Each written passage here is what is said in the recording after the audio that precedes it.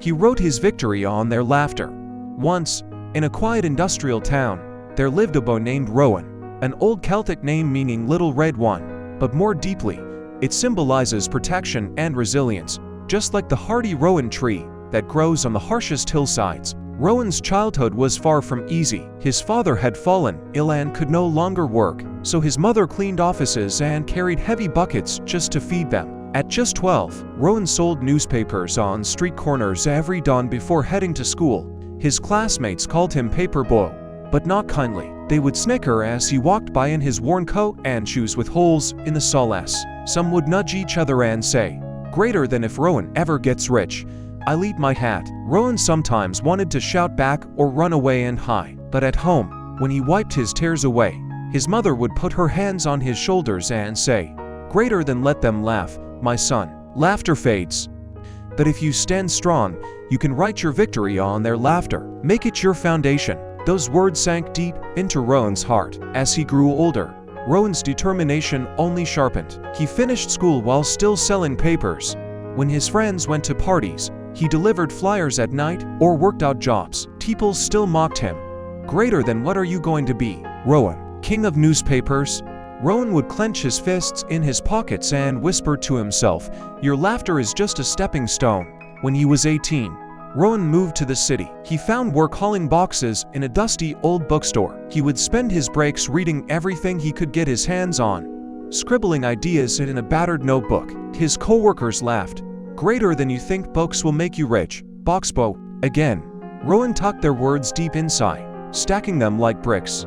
"Laugh now," he thought. "One day this laughter will hold up my dream." Rowan worked day and night. He saved every penny. After years of lugging boxes and reading late into the night, he opened his own tiny second-hand bookshop on a forgotten side street. People sneered. His old co-workers whispered, "Greater than who reads books anymore. You're wasting your time." But Rowan smiled. The more they doubted, the more he felt that quiet fire inside him. He offered free reading nights for kids who couldn't afford books. He gave job opportunities to students needing a fresh start. His shop became more than a place to buy books. It was a place where hope was shelved next to knowledge. Years passed. Rowan's shop grew, from one cramped store to a chain of warm, welcoming bookstores across the city. He organized local book fairs, built libraries in struggling schools, and helped street kids find jobs among his shelves. One day, Rowan stood in the middle of his flagship store, a beautiful glass-walled space in the city center, filled with shelves of stories, and he spotted a man staring at him. It was one of his old classmates, the one who used to shout, "If Rowan ever gets rich, I'll eat my hat." The man lowered his eyes and said quietly, "Greater than Rowan, I used to laugh at you. I never thought you'd make it, but now my son comes here every week. You gave him books I couldn't afford. I'm sorry." Rowan placed a gentle hand on the man's shoulder and smiled. "No need to apologize. Your laughter built these walls. I'm grateful for it." One rainy afternoon, Rowan returned to that street corner where he had once shouted, "Extra! Extra!" As a boy, he found a small boy there, soaked to the bone, hawking papers to passers-by who barely glanced his way. Rowan bought a paper and knelt down. "What's your name?" "Lad." "Finn, sir." "Do they laugh at you?" "Finn, all the time, sir." Rowan pulled out a slip of paper from his wallet, something his mother had once written to him, and tucked it into the boy's pocket.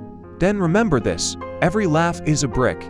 Stack them up right, and you can build your dream so high that one day they'll stand below and look up at you." Finn unfolded the paper after Rowan left.